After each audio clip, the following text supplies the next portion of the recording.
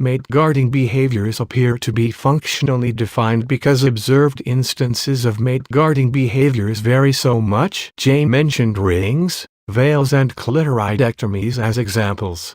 Various behaviors of mate guarding may indicate that different modules are at work. Let's say that requesting or demanding that a woman put a ring on her finger and putting a veil over her face are similar enough to be caused by the same module S, but clitoridectomies are motivated by another module or set of modules in the brain. I might call the former mate-imposed unavailability signaling and the latter guardian-imposed availability limitation, but that's beside the point. The problem with that evolutionary psychology B conceptualization is that the number of brain modules for something like mate guarding is limited only by the male's imagination. Human mate guarding is a functionally defined behavior. Like all human, functionally defined behaviors, mate guarding requires a culturally acquired component to be actualized. So an individual male in a society does not decide on his own how to mate guard his bride. Rather, he simply follows the culturally prescribed method of mate guarding, because human male mate guarding of females, with all its variations, is so ubiquitous, it is a reasonable presumption that it represents a species characteristic, functionally defined human behavior.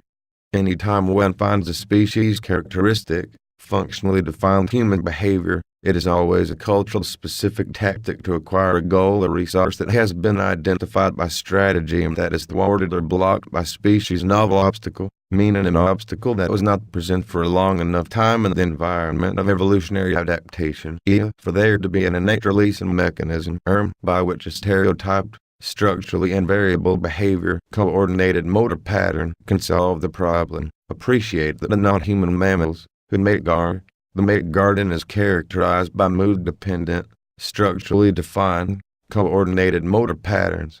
All males in the species mate guard in the same fashion, even when they are located in geographically diverse environments, at least for the particular species. For example, a stallion guards his mares using the same, stereotyped, coordinated motor patterns whether he is in the forest, the plains or the desert. Same with the males of other subhuman vertebrates. It is a reasonable presumption that human males derives from human males have a feeling that they want to guard their newborn female from other males.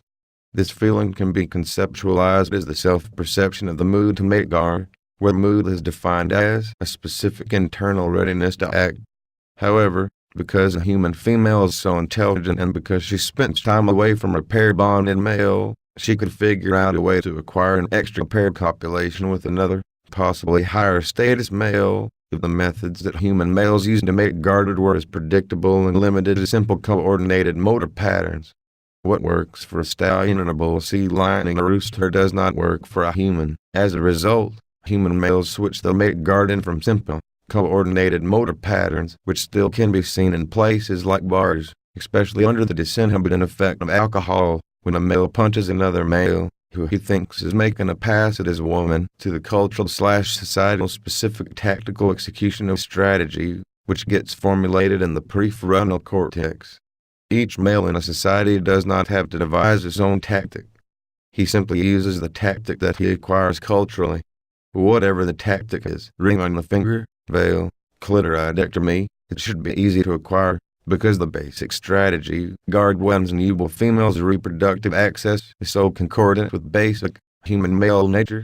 Therefore, I don't believe it is necessary to create functionally defined, hip-like modules, as a way to understand the varieties of human male mate guarding in different societies/cultures. It could be that the first two, putting a ring on and veiling, are caused by largely overlapping modules or circuits if the term seems more clear. That is, the primary processing of the veiling and banding, putting a ring on, are the same, but the output is sent to either one of two circuits that cause the behavior or to another module or subroutine that can cause either behavior. Nah, not necessary, but don't mix circuits, which have a structural connotation with functionally defined modules. One does not need a separate module for every tactical execution of a strategy, where strategy is defined as the identification, valuing and prioritizing the acquisition of a goal or resource, and where tactics are defined as the art and science of acquiring such goals or resources, identified by strategy. The human prefrontal cortex can acquire strategically identified goals or resources for which there is no inborn acquisition mechanism by a variety of functionally defined tactical behaviors. That's why they call us Homo sapiens.